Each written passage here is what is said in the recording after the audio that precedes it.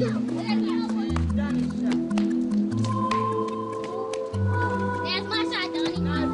Steve Ribbit. My name is Quinn. We can make a very clear difference in their lives. And I think, most importantly, we can show them simply a little love and an environment that's spiritually sound.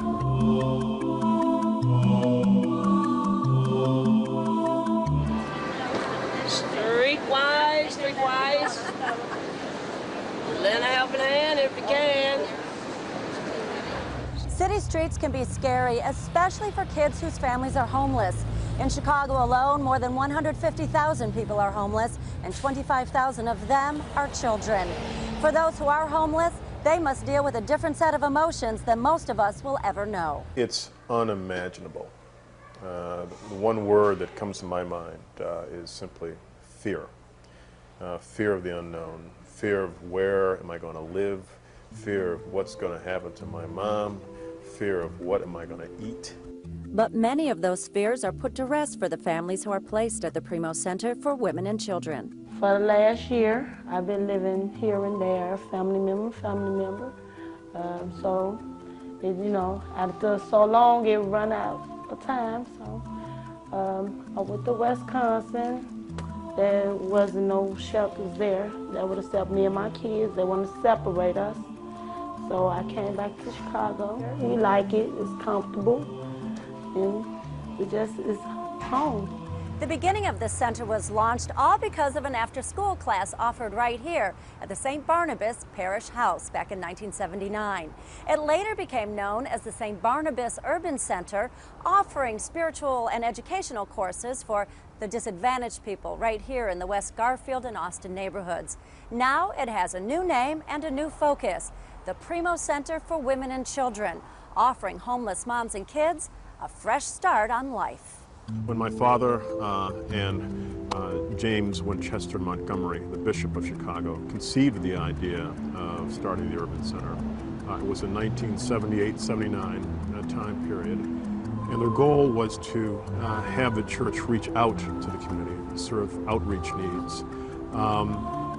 The community obviously is in great need of education, food, jobs, a whole array of things. This shelter is one of the few in our area that is attempting to provide a safe and healthy environment for women and their children.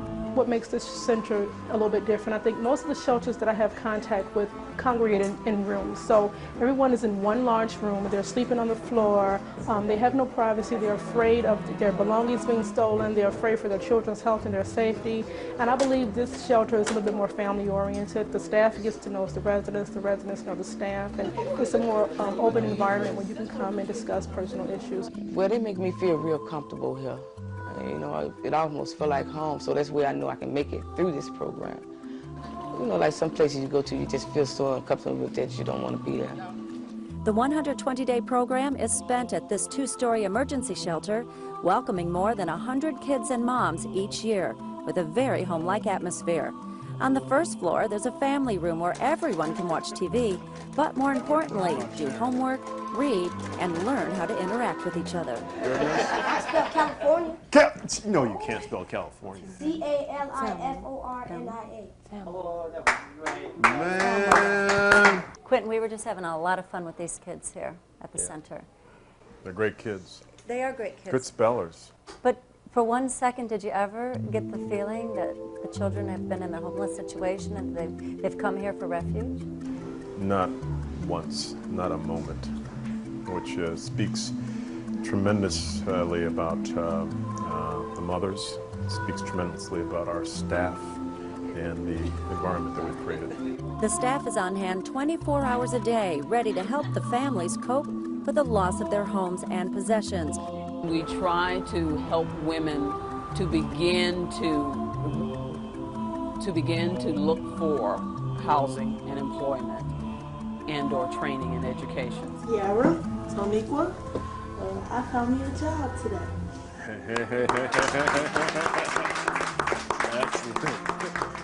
And while Tamala gets herself on track, she can rest assured knowing her two little girls will get that home-cooked meal every day. This is Miss Mims. Miss Smith. Well, I've been here almost all day, and it smells divine. Yes, what you got? Macaroni and cheese. Macaroni and cheese, baked chicken, Baked chicken. rice, green beans. Upstairs, there are several bedrooms, all furnished with bunk beds and dressers, so everyone can keep their personal items separate. And the kids smile because it feels like home. You know, you got somewhere to come lay your head at every night, clean, safe. You know, it's together you're gonna eat every day. But the comforts of home come with a hefty price tag. It costs close to $1 million a year to run the center. One of the reasons the Primo Center is successful is due to the original partnership between the Primo Center and the Episcopal Church. Episcopal Charities and Community Services gives the center thousands of dollars each year. In this particular program, we provide between $60,000 and $70,000 annually. Additionally, we also, through our state initiatives, provide another $100,000 or more each year for capital needs and capital improvements. We know that the state of Illinois, acting on its own, does not do as well as private agencies such as Episcopal Charities. And so we have a very strong interest in working with private agencies such as Episcopal Charities and providing levels of financial support to them. If any of us in the neighborhoods that we lived in lost our homes or had to leave or didn't have a place to take our kids after school, what would we be? What kind of a situation would we be in? It'd be pretty desperate. And this fills that hole for them now. And if it weren't here, it would be a disaster for lots of families. I was persuaded to help the Episcopal Charities of Illinois because of the very serious problems we have in Illinois and in Chicago concerning homelessness, especially with women and children, and many, many other social problems such as drug addiction. I decided to come to the shelter because my family, you know, majority of my family were doing drugs. And I'm pregnant, so I want to get out of the situation. So I feel I should come to the shelter to start, you know, my life in a new direction. I'm trying to start all over again. And doing chores at the 22-bed Primo Center for Women and Children are a part of starting over. When the chores are done, there's time to spend with the children doing homework. What's like 2 times 2? Oh, man! And taking time out for a fun round of basketball and jumping rope. We're in the process of training the staff to train the parents how to interact with their children and how to play and help their development through play. And the constant development of the much-needed programs at the Primo Center for Women and Children depend on donations, something Speaker of the House Mike Madigan says must come from many different sources. We're not comfortable with the government of the state of Illinois providing all these services. So the state of Illinois is a firm believer in a collaborative arrangement between the state and private agencies, especially in the social service area.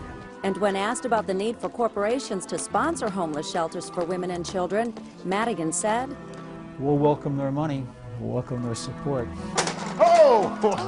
Stop the press. Stop the press. We'd put that corporate logo wherever they'd like on all the napkins and all the cups, which I'm sure wouldn't be necessary, but... on the front door. Absolutely. And that much-needed support will be seed money for future development. It is our intention to grow this 22 beds into 220 beds, as long as we are providing a service that is needed to the community. The stories about the Primo Center for Women and Children are endless. Homeless moms and their kids desperately seeking a place to live, even if for just a little while. And your donations to the Primo Center make it possible for these moms and kids facing tragedy to have a hot meal, a warm bath, and a place to live, even if for just a little while. For this, they thank you. And as today's chairman, Quentin Primo III, says, job well done, my friends, but don't rest on your laurels. Keep focused on the road ahead.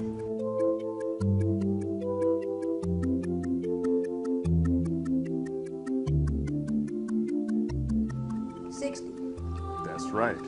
So what's 2 times 8? 16. So 50 plus.